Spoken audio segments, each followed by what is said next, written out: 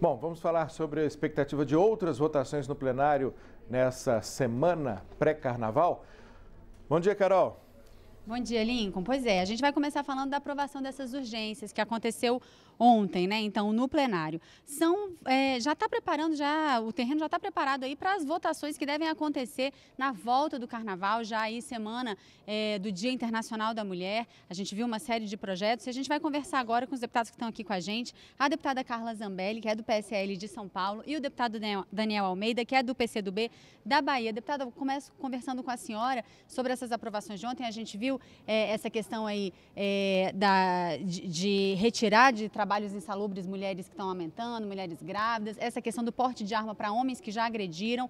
Como é que a senhora vê essa aprovação dessas urgências ontem e a sua expectativa de votação aí na Semana da Mulher, na volta dos trabalhos? Bom dia a todos. A gente vê com uma expectativa positiva, porque ontem a gente conseguiu uma unanimidade, né, no plenário.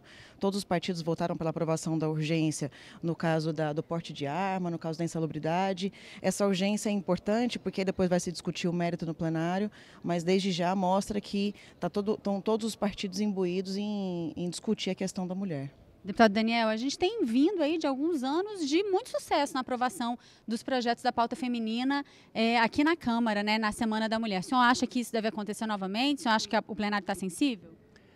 Sem dúvida. Bom dia a todos. Bom dia, deputada Carla.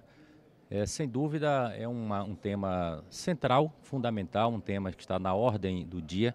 É intolerável a violência que afeta, que agride a cada dia mulheres e agride a sociedade, agride a civilização.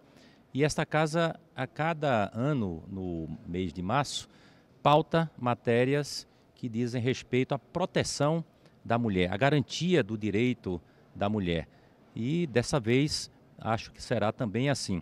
O tema relacionado a direitos trabalhistas é algo que, inclusive, não deveria ter constado na lei. Havia um acordo aqui na Câmara e no Senado, na chamada reforma trabalhista, de retirar este item que possibilita a mulher grávida e lactante trabalhar em atividade insalubre. Não foi possível naquela oportunidade, acho que agora é o momento de fazer isso.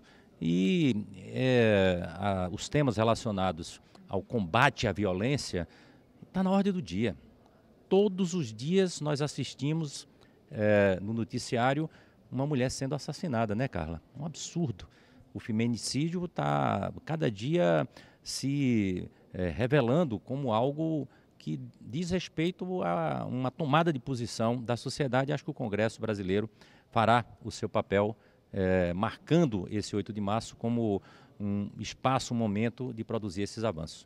E na pauta de hoje do plenário, deputados, tem projetos que parecem ser mais consensuais. É uma tentativa aí de avançar, né, em projetos mais consensuais. São dois projetos que tratam aí da participação popular, de ajudar o cidadão a poder acompanhar a política. Um deles permite a assinatura eletrônica de projetos de lei de iniciativa popular e o outro permite dar uma autorização aí para a criação desses aplicativos de acompanhamento e fiscalização de obras e serviços públicos. A senhora acha que isso deve ser consensual mesmo ou existe algum ponto de polêmica nesses projetos? No nosso partido é consensual, acho que é muito importante que a gente tenha tecnologia para poder acompanhar esses projetos. O projeto de lei de iniciativa popular, só houve dois no Brasil, que foi o caso da Daniela, né, daquela atriz que foi assassinada, e também esse último caso das 10 medidas. Mas ambos os casos foi muito difícil coletar as assinaturas. Agora, com esse consenso em cima de um projeto para poder tornar a assinatura eletrônica, a gente sabe que o eleitor vai ficar mais próximo de nós e vão poder contar mais conosco também. É só importante a questão da segurança. A gente tem que ter uma efetiva segurança no que tange a questão de como se logar, se é certeza que aquela pessoa é o eleitor mesmo que está logando. Essa segurança é muito importante porque pode haver aí pessoas mal intencionadas no sentido de tentar colocar os dados de cada eleitor, porque não é tão difícil conseguir, né, um CPF, um título de eleitor. É importante então que a gente tente entrar em contato com ele através de senha, e-mail, ou seja, um cadastro completo. E no outro caso também, acho que é consenso, não teremos nenhum grande problema aqui no plenário não para aprovar. Deputado Daniel, tem alguma polêmica que o senhor identifique em relação a isso? Eu lembro, quando estava sendo discutida essa questão da assinatura eletrônica, se falava também de se aprovar junto a tecnologia de blockchain, que era uma coisa justamente para dar mais segurança nessa tecnologia. Sem dúvida, eu concordo com a deputada Carla. Acho que o problema aí está relacionado com a segurança necessária para proteger o eleitor e dar maior confiança e credibilidade. Mas eu acho que o Brasil já demonstrou ter capacidade de fazer isso. Nós temos a urna eletrônica, que é um mecanismo já testado e aprovado no nosso país, e cada vez mais a tecnologia deve estar a serviço do exercício da cidadania, da integração do cidadão na vida política e essa aproximação do eleitor com o Congresso Nacional, com seus representantes aqui na casa. Eu acho que é muito salutar e nós seguramente aprovaremos isso com facilidade. Deputada Carla, o presidente Rodrigo Maia disse que o governo ainda precisa se organizar para ter maioria na CCJ. A senhora concorda com essa análise e acha que a reforma já está pronta para começar a ser discutida? Acho que sim, a reforma está pronta para começar a ser discutida. Acredito que a gente tenha que avançar em relação ao estudo da reforma. É um texto grande, complexo. Nem todos aqui somos especialistas, mas acredito que o texto em si está pronto. Nós é que temos que nos especializar e estudar mais. É lógico que a gente vai ter aí alguns embates, isso é natural, é comum e a gente espera isso democraticamente, fazer esse debate. A gente sabe que isso pode acontecer, mas acho que é ponto pacífico de que a necessidade da reforma, ela já está na boca do povo, as pessoas sabem que existe essa necessidade, o Brasil vai quebrar se nós não fizermos a reforma. A imprensa já percebeu isso, a grande parte da esquerda também já percebeu e o povo em si já fala com mais naturalidade na reforma da Previdência. É algo que a gente deveria ter feito há muitos anos para não ter que se fazer algo tão complexo agora. Se nós tivéssemos pensado nisso há 10, 12 anos atrás, 15 anos atrás, já se falava de reforma da Previdência no governo Fernando Henrique Cardoso, no governo Lula, governo Dilma, e isso foi sendo empurrado para frente. Quanto mais a gente empurrar para frente, mais difícil vai ser a Previdência, e acho que o povo já entendeu bastante isso. Tem alguns pontos pacificados na reforma e tem alguns pontos que nós mesmos precisamos debater. Por exemplo, ontem foi objeto de discussão a possibilidade da Previdência ser opcional. Por exemplo, as pessoas que não querem contribuir porque não concordam, não querem participar de uma Previdência, eu, por exemplo, abri mão da Previdência aqui na Câmara dos Deputados, a Previdência dos deputados especificamente. Eu contribuo desde os 14 anos, faço Previdência privada também. No meu caso, como é que fica? O caso das pessoas que estão em casa e, por exemplo, não querem participar da Previdência por algum motivo específico, tem empresa ou, enfim, é uma pessoa mais autônoma, como é que fica o caso dessas pessoas? Acho que a gente tem que avançar no sentido de conversar sobre isso. Em relação à CCJ, já foi pacificado ontem no PSL quem participa da CCJ, então acredito também que já avançamos nesse sentido. Isso, acredito que a entrevista foi feita ontem, então talvez o presidente não saiba como tenha ficado conosco, mas já está pacificado e é um partido novo, né? É um partido recente, então a gente realmente teve que conversar, discutir, tentar entender todos os perfis para ver quem era a pessoa mais indicada, mas também já é ponto pacificado dentro do PSL, então, ou seja, as coisas estão avançando, pós-carnaval a gente começa a discutir esse assunto com mais profundidade. Deputado Daniel, já dá para dizer como que a casa recebe essa reforma? O senhor já sentiu uma temperatura em relação a essa reforma? Alguma diferença em relação à resistência que aconteceu aqui na própria Câmara com a chegada da reforma da Previdência enviada pelo ex-presidente Michel Temer? Olha, a reforma da Previdência é um tema permanente na casa. Eu estou aqui há 16 anos. Antes de chegar aqui já teve a reforma feita por Fernando Henrique, teve a primeira reforma feita pelo Lula, que estabeleceu uma reforma que garante uma complementação para o serviço público, né? Um teto e uma complementação com o FUNPRESP, né? Teve a reforma da Dilma, teve a tentativa do Temer de fazer a reforma. Então ele é um tema que sempre está na ordem do dia. Esta proposta que chegou à casa é a pior de todas. Eu acho que ela não tem condições de ser aprovada porque ela vai ferir direitos muito caros para o povo brasileiro. O direito do trabalhador rural se aposentar não pode, isso é uma perversidade, é impossível nós convencermos as pessoas a aceitar esse tipo de mudança. O direito do benefício continuado, né, para as pessoas que precisam desse benefício, também separar isso do orçamento e do sistema de seguridade não é algo desejável, né? Fala-se de cortar privilégios, mas, deputada Carla, a previdência privada ela já existe, vai continuar existindo, não precisa fazer mudança para que as pessoas que queiram possam ter acesso a uma previdência privada.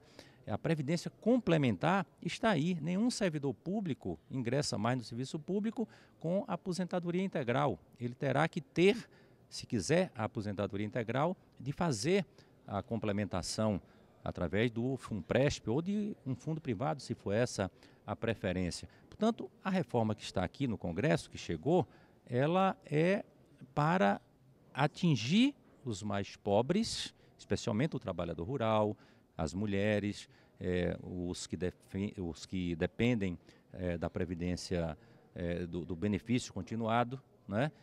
Principalmente para fazer a entrega do sistema público para o sistema privado com a chamada capitalização. O povo brasileiro está acompanhando este debate e o Rodrigo Maia tem razão. Essa casa já discutiu o tema, tem um nível de informação razoável, a sociedade está acompanhando. Com a complexidade que o tema traz, eu não tenho dúvida que ele não será aprovado. E eu acho que não é necessário. O que a gente tinha que fazer era cuidar de recuperar dinheiro que grandes devedores não pagam a Previdência e fazer outros mecanismos de financiamento da Seguridade Social. Deputada Carla, a senhora acha que o mais difícil são esses casos específicos, do trabalhador rural, do BPC, o próprio deputado Rodrigo Maia ontem criticou essa desvinculação do salário mínimo, professores, os casos específicos, ou difícil é, de fato, convencer as pessoas sobre essa mudança nas regras, mais anos de trabalho, uma idade mais avançada para aposentadoria? Onde é que a senhora vê o principal embate aí desse processo de convencimento sobre essa reforma? Acho que nosso principal embate vai ser justamente no que o deputado Daniel disse, né? O embate de que a esquerda acha que não precisa de reforma. A gente sabe que o rombo que existe na Previdência Social é um rombo que vem afetando as pessoas diretamente, principalmente os mais pobres, que agora com essa reforma vai pagar menos. Então, o pobre vai pagar menos e quem ganha mais vai pagar muito mais para poder conter o rombo. O que acontece é que as pessoas estão ficando mais velhas, né? A pirâmide no Brasil da idade mudou. Então, as pessoas já sabem. Eu que sou mulher, por exemplo, tenho plena consciência de que homens e mulheres talvez tenham que trabalhar ao mesmo tempo, né? Eu acho até que os 62 anos, 65 ficou injusto, porque as mulheres normalmente vivem mais que os homens. Então, eu como mulher acho que não tem que haver diferença entre idade, entre homens e mulheres. Chega dessa coisa de ficar achando que a mulher é mais fraca, né? Eu acho que aí está a verdadeira força da mulher. Nós não somos mais fracas, nós somos fortes e podemos trabalhar. Acredito que há alguns pontos, por exemplo, no caso de professores, de produtores, de trabalhadores rurais, que a gente possa conversar. Acho que a reforma veio com uma certa gordura para a gente poder flexibilizar, mas o principal não são esses pequenos detalhes. Acho que o principal é que durante a votação o povo perceba que há no plenário pessoas dispostas a interromper, a barrar essa reforma e disposta simplesmente pelo simples fato de que o Bolsonaro é o presidente e eles têm que barrar essa votação, ou seja, criar barreiras para que a gente não possa avançar. Uma coisa é ponto pacificado, se o Brasil não aprovar a reforma, a gente vai quebrar. E a grande verdade é que a esquerda não está preocupada se o Brasil vai quebrar ou não. Deputado, como é que o senhor reage a isso? Assim, a esquerda, a oposição, tem uma posição de nenhuma reforma ou existe uma possibilidade de negociar alguma coisa? Sempre existe possibilidade de negociar. Distorções que possam acontecer no sistema, mais controle para que não haja fraude. Acho que aí nós temos que ter rigor para que aqueles que devem a Previdência paguem esta Previdência. E muita gente, são 460 bilhões de dívidas de grandes empresas no nosso país. Aí nós temos que fazer medidas muito concretas. Nós podemos discutir uma idade que ela tem que ter uma identidade com a realidade brasileira, realidade regional, realidade por perfil social, né? Eu digo que, Carla, que as mulheres são fortes, são guerreiras, mas não é o problema delas serem mais fortes ou menos fortes do que os homens. São diferentes. A atividade que a mulher exerce na sociedade brasileira, nas condições sociais que a mulher exerce suas funções, tem diferença. A dupla jornada, a tripla jornada, né, é uma realidade. Portanto, precisa tratar os diferentes de forma diferente, né? O professor, o trabalhador da construção civil tem diferença em relação a um trabalhador que fica no escritório, que tem uma atividade mais burocrática.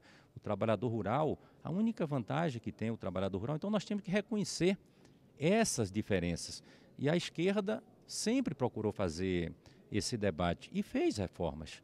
O Lula fez a principal reforma do serviço público, que foi estabelecer um teto e, a partir daquele teto, ter a Previdência Complementar, o FUNPRESP, né? A Dilma fez uma reforma. A reforma foi o modelo 85-95, que agora é 86-96, que retarda o processo de aposentadoria, combinando idade e tempo de contribuição, né? Então nós fizemos reformas, tiveram muitas reformas para conter abusos. Tinha aposentadoria de militares, de filhos, de netos de militares, enfim, tudo isso foi feito no governo da esquerda. A esquerda quer o Brasil da inclusão, o Brasil para todos, o Brasil para os empresários, para os trabalhadores, para toda a população. Não quer um Brasil repartido, onde alguns tenham muitos privilégios e outros não tenham acesso a absolutamente nada. E já demonstramos que somos capazes de fazer isso. E essa discussão está só começando aqui mais uma vez, né? Ela está sempre começando aqui. Deputada Carla Zambelli, deputado Daniel Almeida, muito obrigada pela participação de vocês.